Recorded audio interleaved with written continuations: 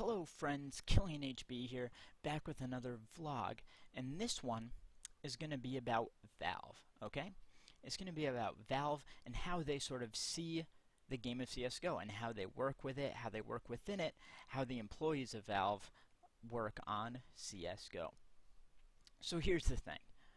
Valve, from all indications, they sort of treat their workplace as this utopian ideal where the employees get to just work on whatever their passion is, right?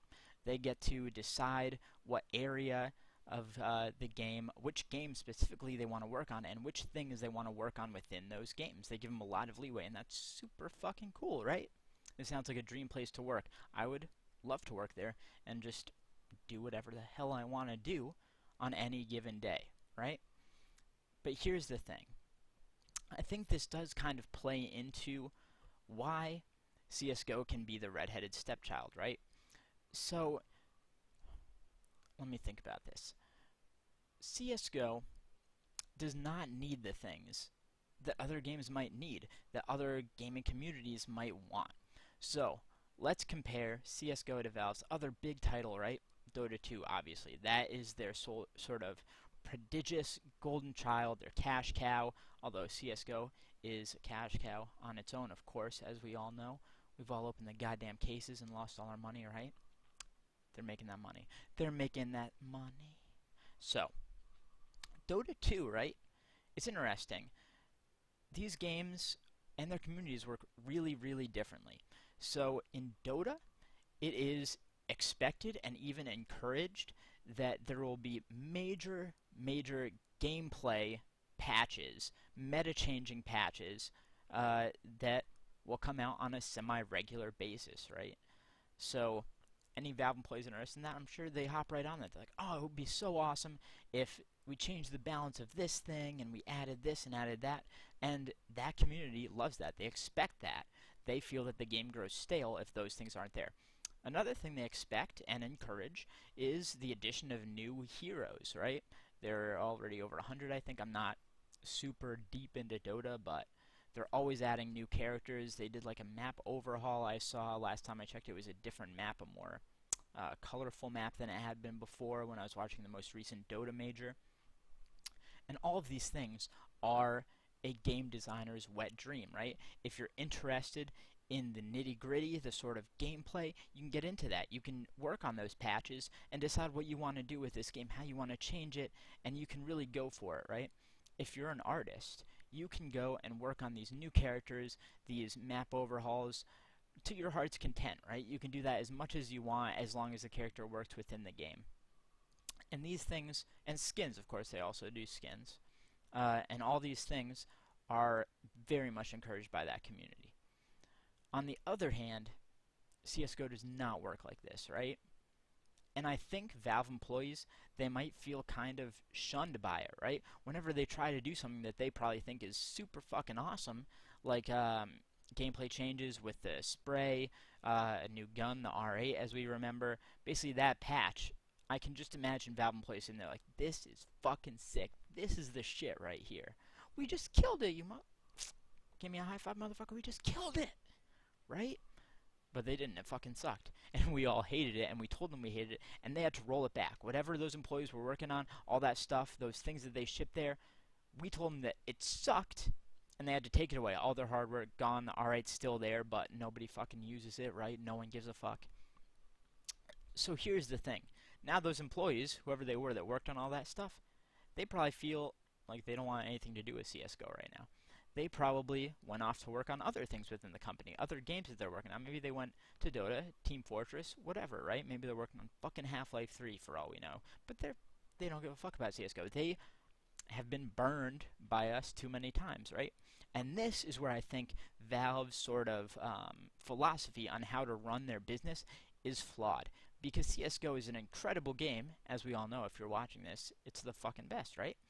And it is also making them money, so it is in their best interest to keep it going for sure.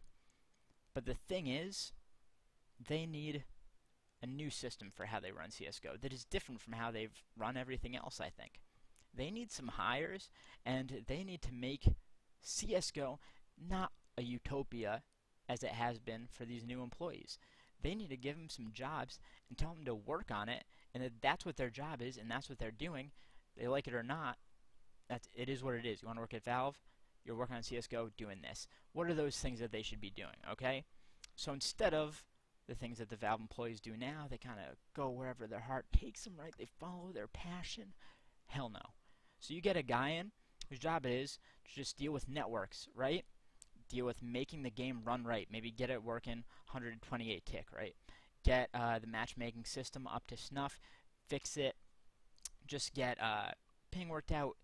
Simple stuff like that. Server stuff. Network stuff. Easy, right? That's one thing. Get another guy. You put him in front of a fucking computer and you tell him, you're sitting here until cheaters in this game, hackers, whatever, are a fucking thing of the past, right?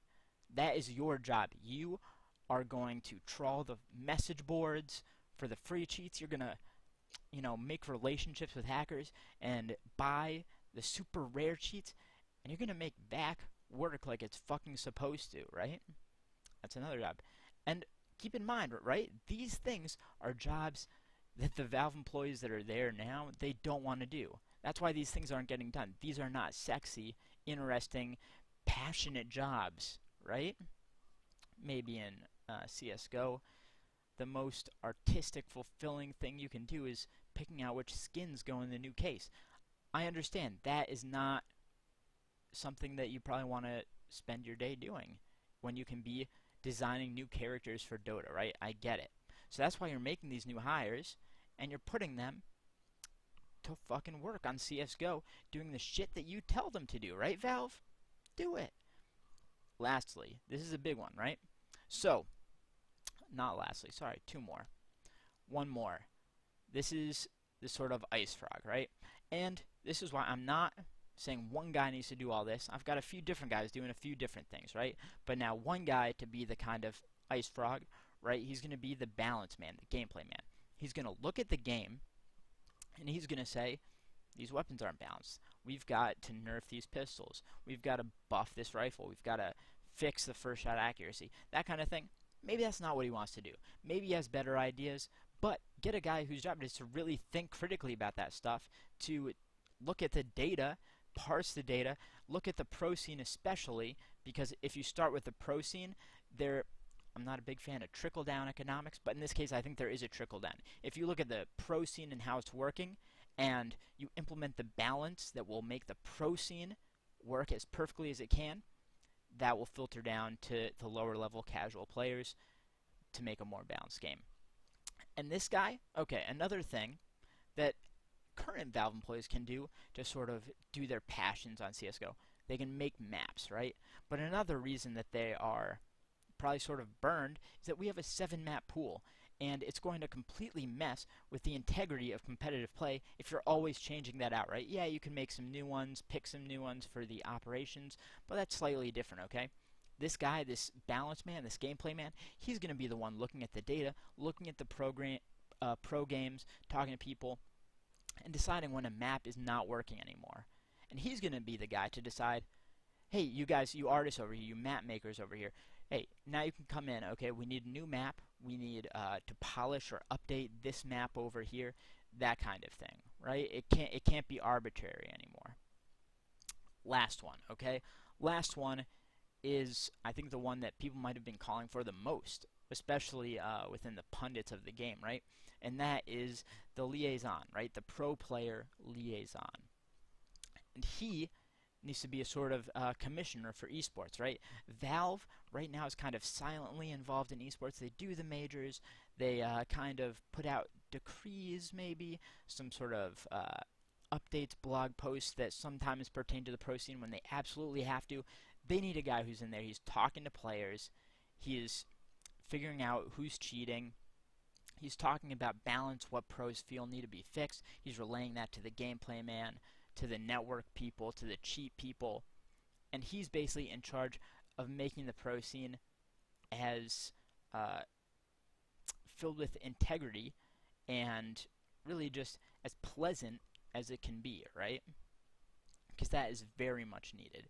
And these are things that may not be glamorous. I'm sure you can find people who would happily fill any job, but they will not fit into the current Valve sort of idea of how they want their workplace to run. But the thing is, CSGO is different. CSGO does not need updates all the time.